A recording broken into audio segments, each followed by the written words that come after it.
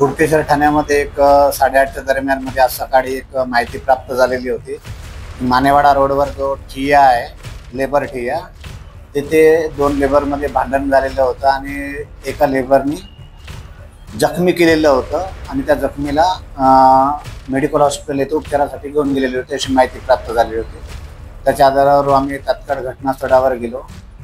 घटनास्थळावर जाऊन जो जखमी होता त्याला ट्रॉमा सेंटर येथे ॲडमिट केलेलं होतं। मग तिथे जाऊन त्याची प्रकृती वगैरे बघितली तर त्याचा गळा चिरलेला होता पूर्ण, आणि जो मारणारा होता तो सुद्धा बाजूच्या गल्लीमध्ये होता, त्याला तात्काळ ताब्यामध्ये घेण्यात आलेला आहे।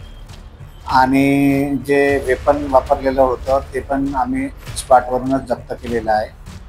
त्याच्यामध्ये अशी माहिती आतापर्यंत समोर आलेली आहे आरोपीकडून, आरोपी हा तिथे गेलेला होता लेबर ठियाजवळ। त्यावेळेस जखमी यांनी त्याला दुपट्टा मागितलेला होता श्रेयला, का बा मला इथे बसायचा आहे, तुझ्याजवळचा दुपट्टा दे। त्यांनी म्हटलं का मी कशाला तुला देऊ।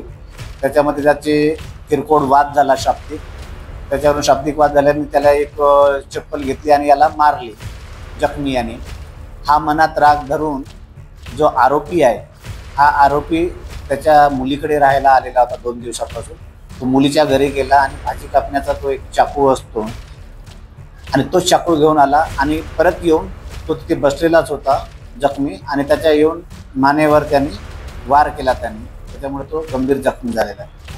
त्याच्यातील जो जखमी आहे, जखमीचं नाव आहे गोविंद मेकालू धुर्वे, 40 वर्ष वय आहे आणि हा राहणारा सिद्धेश्वरी नगर झोपडपट्टी येथील आहे।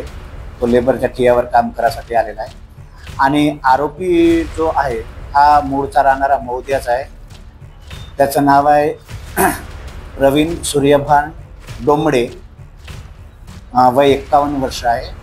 आणि किरकोळ वादावरून आलेला राग मनात पकडून त्यांनी त्या भाजी कापण्याच्या चाकूने त्याचा गळा चिरलेला आहे। जखमी हा मेडिकल हॉस्पिटल येथे ट्रॉमा सेंटरमध्ये ॲडमिट आहे। त्याचं ऑपरेशन झालेलं आहे। डॉक्टरांनी प्रकृती ठीक असल्याचे सांगितलेले आहे।